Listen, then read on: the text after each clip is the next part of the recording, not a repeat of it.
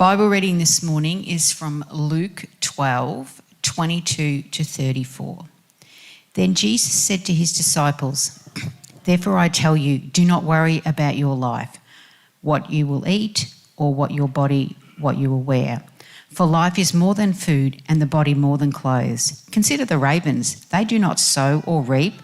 They have no storeroom or barn, yet God feeds them. And how much more valuable you are than birds.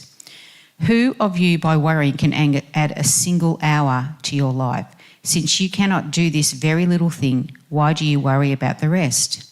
Consider how the wildflowers grow. They do not labour or spin, yet I tell you, not even Solomon in all his splendour was dressed like one of these. If that is how God clothes the grass of the field, which are here today and tomorrow are thrown into the fire, how much more will he clothe you, you of little faith? And do not set your heart on what you will eat or drink. Do not worry about it. For the pagan world runs after all such things, and your Father knows that you need them. But seek his kingdom, and these things will be given to you as well. Do not be afraid, little flock, for your Father has been pleased to give you the kingdom. Sell your possessions and give to the poor. Provide purses for yourselves that will not wear out, a treasure in heaven that will never fail, where no thief comes near and no moth destroys. For where your treasure is, there your heart will also be."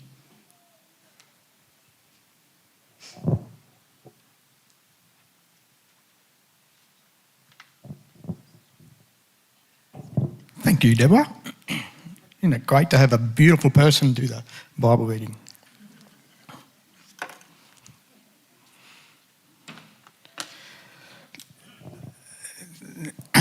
Those verses there, I'll put up there because, actually, welcome everybody. Hello, how are we going? Real good.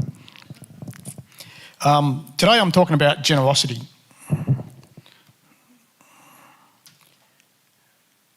Sorry, is that coming up? Oh, yeah, beautiful. Are you going to do it from there? Okay, I've got it on here, but you can do it. Generosity with our finances and generosity with our time. Actually, hold on, before I start, I better put it on the timer. You know, I heard it said that a good message goes for 20 minutes, more than 20 minutes, and you're showing off. Steve normally goes for more than 20 minutes, doesn't he? He's not here today, I can say these things. He's down at Anglesey, but just the last 2 times I've spoken, he hasn't been here. And I think it's because of messages like these, he doesn't want to hear me. So generosity with finances is not talked much about in church. So I did say we're going to talk about finances and our time. Generosity with finances and generosity with our time. It's not talked much about in church. I've been coming to this church for over 35 years since I've got grey hairs. And I really don't remember much times when churches have talked about finances. And there's a few different reasons for that. One, it's uncomfortable. Churches don't like talking about money. I said the word money. It's sacred. Don't touch my money. And another thing too, that over the years, churches have had things like, some of you might have heard the prosperity movement, where God does talk about wanting us to be prosperous. But unfortunately, we have a bad habit of taking things to the extreme. Greed and selfish ambition comes in. The enemy twists and stretches the truth into something that's not what God intended. So it goes to the way extreme. Instead of bringing it back to where it should be, we just don't talk about it at all. And the reason why we're talking about this today is that everything that's in the Bible, God does because he wants to bless us. And with our giving, with our generosity, even though it helps the church and helps other people and everything like that, the main thing is it blesses us.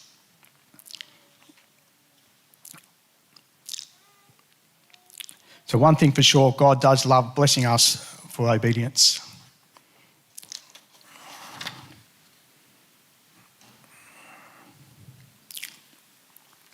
Let's see how we go today. In the Old Testament, they had what was called the tithe. That was about 10% of what you earned that went to the Levites. The festival tithe that went towards all the festivals. So that's 2 tithes.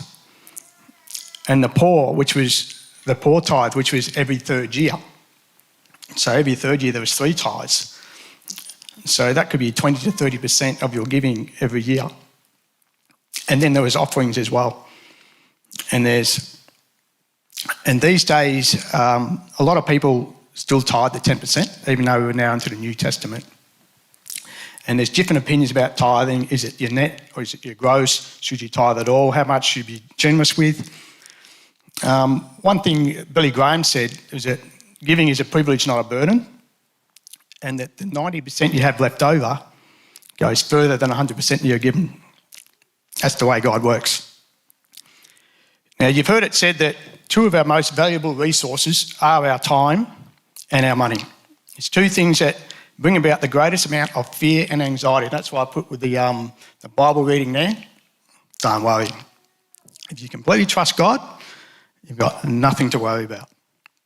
So don't worry. We can fear how we use our time because it's limited. Life is short. It has an end. We don't want to waste it. Age keeps creeping up. We can fear how we use our finances because it's limited. Money runs out. It has an end. We don't want to waste it. We need to start looking at it from God's point of view, from the heart of the Father. So I want to move away from the rules and the laws and move to the heart of the Father.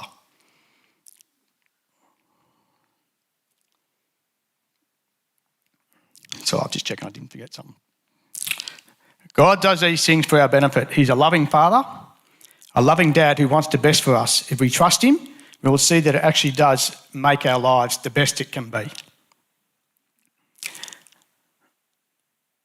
Luke 12:32 from that reading is the key. It says, "Do not be afraid, little flock, for your Father has been pleased to give you the kingdom." And I had to read that a couple of times. He's pleased to give us the kingdom.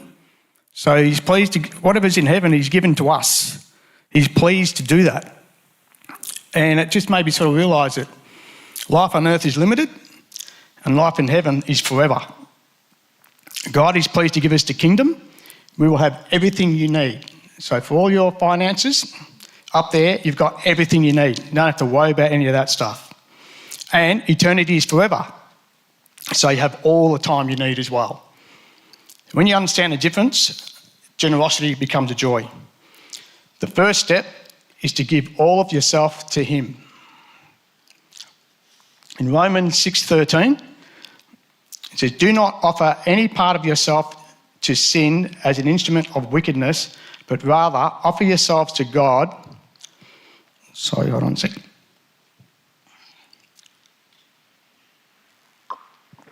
Thank you, Deborah.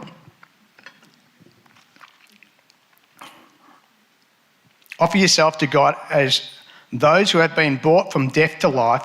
Offer every part of yourself to Him as an instrument of righteousness. So that was the part I wanted to see. You've got to offer every part of yourself. And just made me think about Kath when she's talking this morning about dipping the feet in the water, or do you dive in?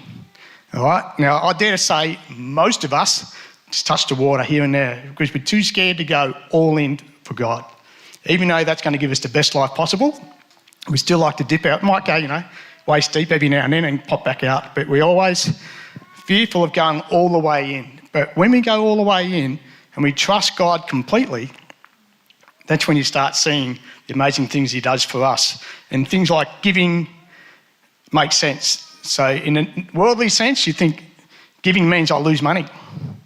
But in God's sense, giving means it's amazing things. You get more back and everything. Not that that's what you aim for, but that's how He works.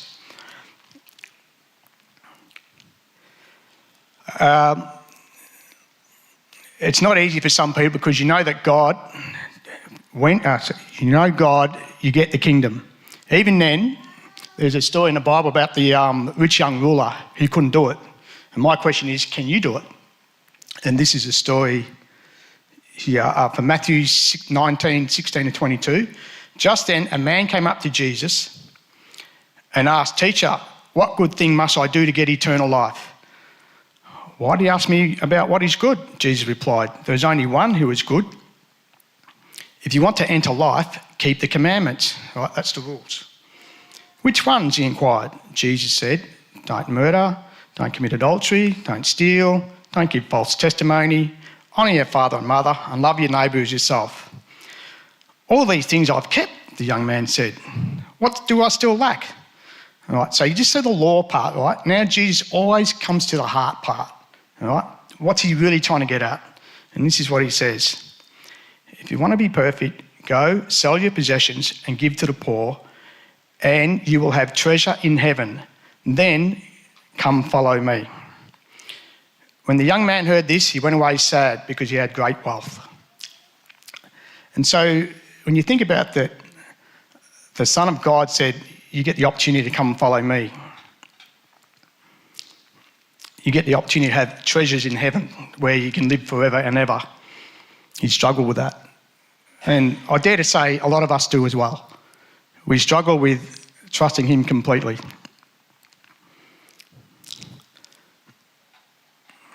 You know what? He was offered the chance to follow Jesus, but first he had to let go of everything that took priority over God. And that was the one thing that still had priority over God. Okay, he had to choose, do I go all the way with God, or do I have my lifestyle? I'm a ruler, I've got all these things here, and that was his wrestle. I don't know what happened to him, but you can see how there is a choice that we have to make.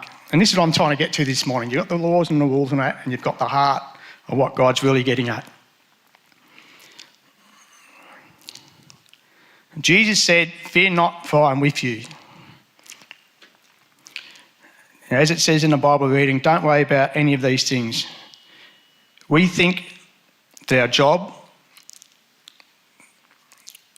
is a source of our income, don't we? Most of us think, okay, our job, that's how we get our income, that's our source, or our business, or superannuation, or inheritance, or whatever. These are all our sources. Actually, they are not the source of your income. God is the source of your income. When we start looking at it that way, that God actually created everything, including us. He created us, he created the whole universe. Everything is his, not yours. He made it all. He's the source. How do we get finances? Is through resources. Every cent we get is through a resource that God the Father allowed. But we think, I earned it, I worked for it, I own it, it's my money, I decide what to do with it, I want to buy a car with my money. They reckon that one of the first selfish words a baby learns is the word mine. And over the years, we struggle to let that go. We still keep thinking it's mine. And let me put it to you that in God's economy, it's not yours. And as long as we want to be his children, we learn how to be stewards with his money. Like I said before, we benefit from it.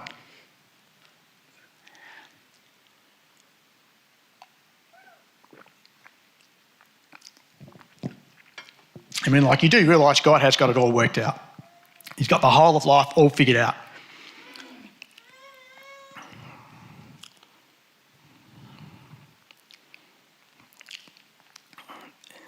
Yeah, I was thinking about it the other day, and I think it's like God's got this massive chessboard, and it's a complicated one. It's got way more pieces. There's a lot of us, not 16. And there's a bit of Monopoly in it as well. It's a bit of a weird-looking game. And he's playing against the enemy, and he makes all these moves. Many don't make sense, but it does to him. There's always deeper reason and deeper meanings, sometimes more than we can understand. Jesus was constantly talking about the true heart of God. And I've got a few examples here. I just did them briefly. And I've put up a few Bible verses today because I just want you to see that sometimes when you read Bible verses, sometimes they don't make sense and sometimes things stick out and come up to you.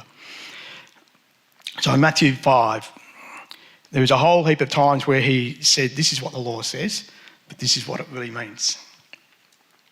So in 21, it says, you have heard that it said to the people long ago, you shall not murder, and everyone who murders will be subject to judgment. But I tell you that anyone who is angry with a brother or sister will be subject to judgment. Another one, you have heard that it said, you shall not commit adultery. But I tell you that anyone who looks at a woman lustfully has already committed adultery with her in his heart. And another one, anyone it has been said, anyone who divorces his wife must give her a certificate of divorce. But I tell you that anyone who divorces his wife, except for sexual immorality, makes her the victim of adultery, and anyone who marries a divorced woman commits adultery. Another one, you have heard it said, eye for an eye, tooth for tooth. But I tell you, don't resist an evil person. If anyone slaps you on the right cheek, turn to them the other cheek. And another one, you have heard it said, love your neighbour and hate your enemy. But I tell you, love your enemies and pray for those who persecute you. So there's always more meaning. There's always more heart meaning. There's more to it than just rules. God goes deeper with everything, and everything's for our benefit. Right, back to the chess match. We're talking about how God sometimes doesn't make sense. But guess what? God is, I have trouble with this word, omniscient. That means he has total, unlimited and universal knowledge of all things past, all things in the present, and all things in the future as well. The Old Testament is full of prophecies. Some have come to pass and some are about to come to pass. The book of Revelations is full of prophecies. So he already knows what's going to happen in the future. I'm sure there are times in your life when you feel like saying, God, what are you doing? But he's already worked out how to get the checkmate. He already knows the enemy's moves. The enemy doesn't. God's plan is perfect. He's already mapped it all out. It's all done. One day we're going to look back and say, oh, now I get it. Now what's this got to do with generosity? God is our source. We get money from resources that he has allowed. He then directs us to move it to different places in the form of generosity. It's like I'm saying in a chess game. So it's not like it's my money, I've got to give it to you and that. It's like God moves it to us, resources, and he may direct us to move it to other places. And then some will come back more, and then we keep pushing it through. And that's all part of his chess game that he's playing. We're a part of it. We receive it and we push it to different places as he directs. When it is done right, no one is in need.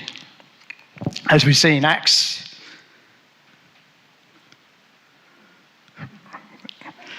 with great power, the apostles continued to testify to the resurrection of the Lord Jesus, and God's grace was so powerful and at work in them all that there was no needy persons among them. From time to time, those who owned land or houses sold them, bought the money from the sales and put it at the apostles' feet, and it was distributed to anyone who had need. So these people were listening to God and they could hear what he was saying. He might say, do this or do that, and they would do it. There was no one with need. And I think about that, like even in a church situation, there's a lot of people who have needs, but we don't really, well, sometimes we do. We fulfill those needs, other times we don't. It's a challenge for us all. And the more receptive we are to moving it to where he requires, the more he allows it to come your way. It makes sense. In God's chess match, he needs this to happen. If you don't move it, he can't use you much. If you do move it, he uses you more. And that's the exciting thing about a Christian life. I heard it said that it's hard to hear God's voice. It's not really. It's just that we doubt it and we think it's not him, or we don't want it to be him, so we ignore it and don't act on it. Oh, that's just my thinking. The less we act on it, the harder it is to hear. The more we act on it, the clearer his voice becomes. The more you see him at work. Another way to hear him is to be still. In Psalm 46:10, he says, be still and know that I am God. I will be exalted among the nations. I will be exalted in the earth. So I was just thinking about that first line, be still and know that I am God. So conversely, that means don't be still and don't know that I'm God. The same thing, isn't it? So it sort of made me think, we really need to spend time to be still. And it's so hard these days, isn't it? Because every spare gap we have, we fill it with TV or social media or something. It's very, very rarely do we actually have a time where we can be still and know that he is God. Now, I just want to talk about true generosity. Some of you guys know that I was involved in a car accident a few weeks ago, a couple of months ago now. And squashed my car pretty good, front and back. We just come back from Isaac's cricket. He just made 100, so we were in pretty good spirits. And Now, my car was a great car. Deb doesn't agree. Neither did my kids, but it was a good car. It done me great service. It was a nice car. It was the top-of-range Commodore. For those of you who know cars, it was a Berliner International, so it had leather seats, sports suspension, sports wheel, and a few other luxuries. And if you know, guys, we can become attached to these things. You ladies know what I'm talking about.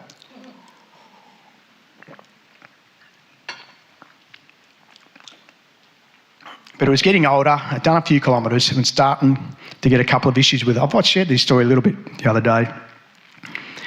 But it was still a great car. And I had been contemplating moving it on for a while. But as Deb would attest to, I'm not one to let go of things pretty easily. I needed help. That's when the Lord introduced an accident.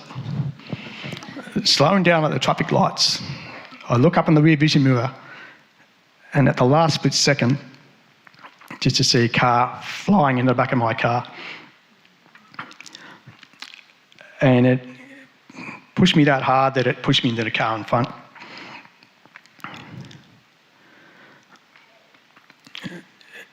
It felt like dodging cars, actually, pushing into the car, because I'd seen it happening. And as I said last time, the first thing that came to my mind was not, "Oh, you okay, Deb? You okay, Isaac?" It was, "Oh, yes, that smashed my car at both ends. Definitely light off. That's a new car." It's funny how you think things like that. And Deb was okay. She had a cut lip and, you know.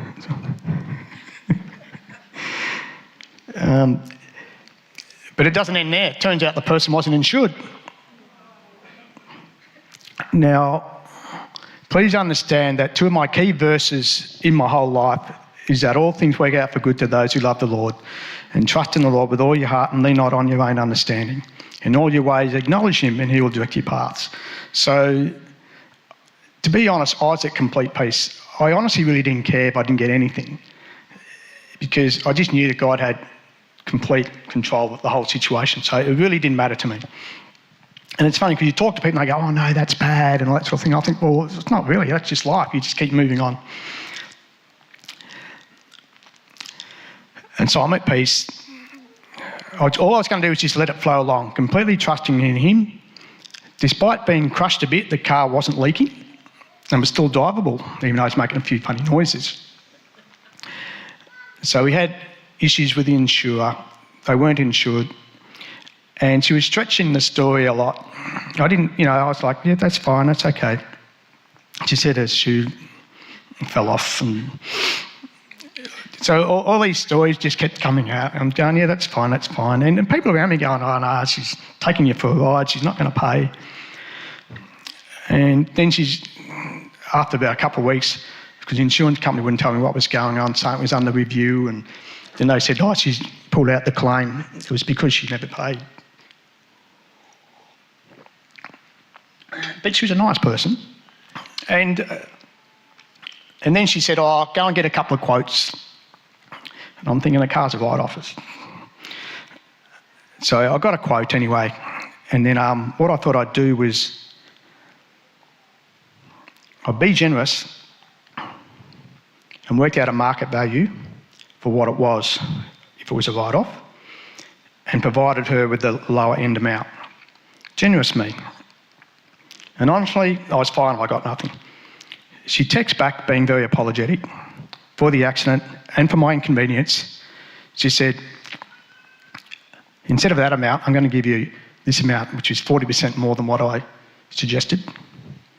And that just floored me. I remember just staring at it thinking, "What's going on here?" Because I thought I was being generous. I'm a Christian, I'm being generous. But I sometimes think, "Oh, maybe I was just being generous out of obligation, do the right thing," sort of thing. But this person who's not a Christian says, "I'm going to do this for you." So it just made me think, was I being generous? Or was she being generous? Or who's, you know what I mean? There's different levels of generosity, isn't there? You can be wholeheartedly happy generous, or I'll do the right thing, holy me. So my question is, who was the generous one? And there was a lot of other issues on her end after that too. It went for a long time. But she came through in the end, and that was amazing. And when I least expected it. God's laws works for the Christian and the non-Christian. Giving brings forth blessing. I remember I went to a business seminar years ago as a very young Christian, and they had prominent speakers from around the world speaking. And one of the main speakers, I've shared this before, was speaking up the front and said, when you earn income, the first thing you need to do is give away 10%. And he wasn't a Christian. And I remember as a young Christian thinking, why is he saying that? That doesn't make sense at all. He's not a Christian. Why is he saying to give away 10%? And only recently I was listening to a podcast from a Christian who works with business people, and he mentioned how a lot of the business people are into New Age, and a lot of them are way more spiritual than Christians he knows.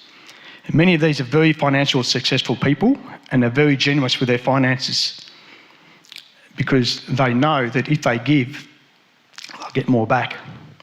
They don't understand why it works, but they know it works. And so you can see a lot of the, I struggle with this word, philanthropists of the world. They just give heaps and heaps and heaps because they know they're going to get more and more back. So it's interesting to know that God's principles work.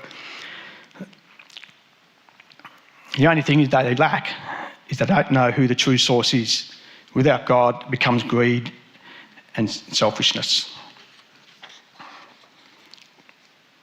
And it makes sense of this verse, Matthew 5:45. He causes his sun to rise on the evil and the good, and sends rain on the righteous and the unrighteous. So, how can we be more generous? Should we give more? What does the Bible say about giving? I've got a heap of verses here. Oh, I've gone past 20 minutes, haven't I? So I'm showing off now. I'll tell you what, I'll just do a couple of them. There's so many verses here, and I just had these verses because I wanted to encourage you to see that the Bible is full of them. Okay.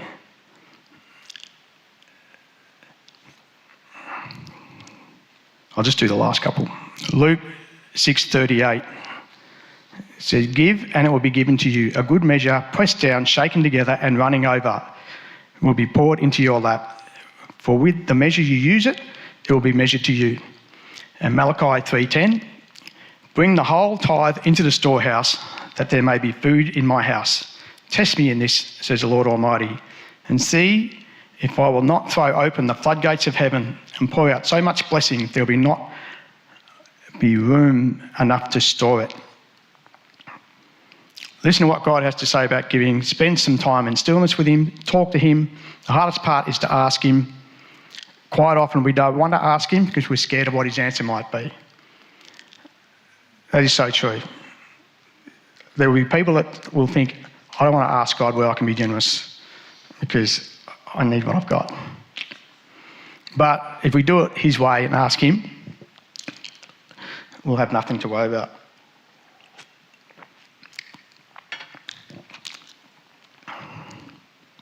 Okay, now the second one I was going to talk about was generosity with our time. This would be super, super quick. Sometimes we are not generous because we think people will use it for the wrong things.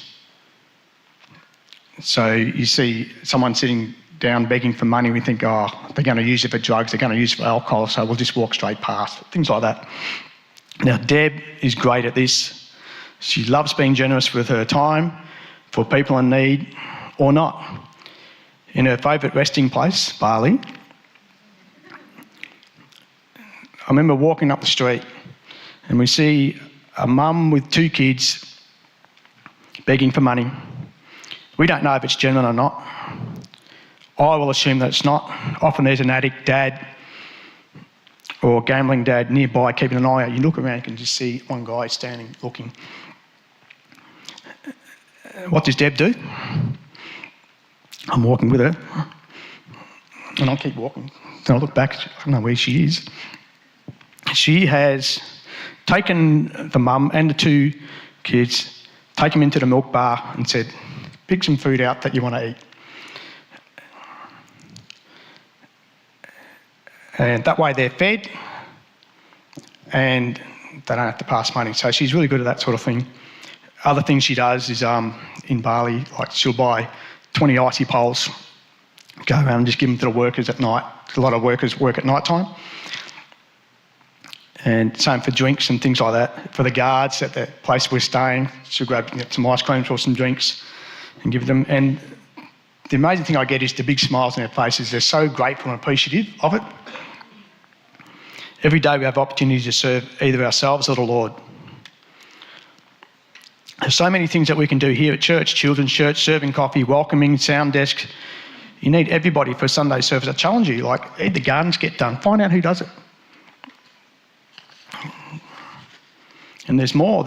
You could, a CFA, SES, what you do at work, having one-on-one with other people. When I worked in a tunnel, I quite often got the chance to have some really personal conversations with some crew. And a lot of these were young crew, and I really loved working with them.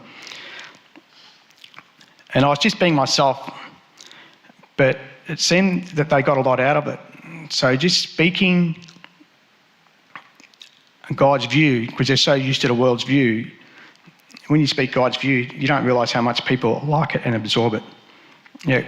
For an example, I got a text from one of them the day after, just having a chat with him. Hey mate, just wanted to say it made me really happy to hear how amazing your relationship is with your children and how close you are to them.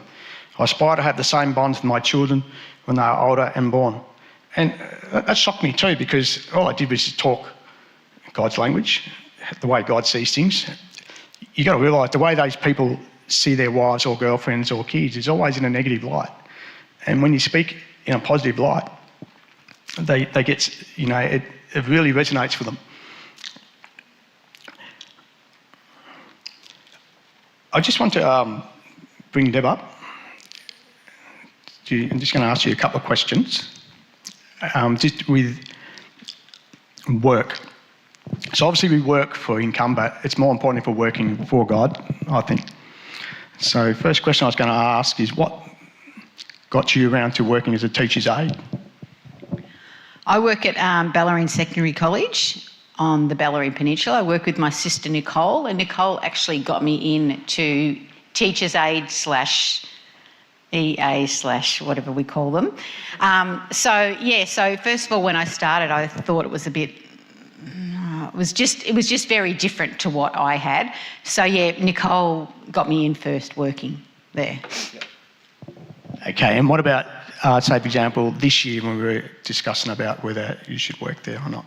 Oh, yeah. So there was a job that came up because we had a lady leave, and anyway, so I had to apply for the job. And anyway, I was still umming and ahhing whether this is what God wanted me to do. Really, time away from the family, that sort of thing. So I really, really prayed about, if this is what God wanted me to do. So I was driving to work on the Monday morning. I'm going, God, really show me this is what you want me to do. The first thing when I got to school, I sort of made a connection with a young student, and he came up and he goes, he gave me a Christmas gift, and he goes, thank you so much, you really make me happy. So to me, that was a sign from God that I'm placed there. Yeah, that's good. We did discuss it a lot because we can so often get burnt out from doing things we're not meant to be doing. And I really didn't want her working if it wasn't what God wanted her to do, because she does a lot at home as well. Yeah, so that was good that we got to that decision that, that's definitely what you want to do.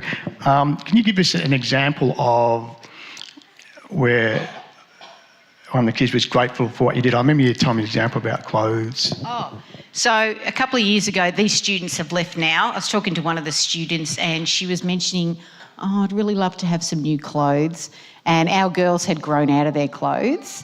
And so I felt to bring them to her and give them to her at school. And she was so grateful. And then last year, we went to the Bellarine League Grand Final in Newcombe, and she was there with her mum. And the young girl said, this is Debbie who gave me the clothes. And the mum said, you don't believe how grateful our family was because we didn't have enough money for clothes for her, and, just little things like that. So that was pretty amazing. Thank you. Yeah, I just wanted to bring it up for an example because we went to a school cricket game for Isaac, and there's kids there that used to be in the school, be going, "Hi, Deb, how are you?" You know, older 16, 17 age boys, you know, "How you going?" You know, I just realised that she has a big impact there. And quite often we have an impact without realising it if we just put God first.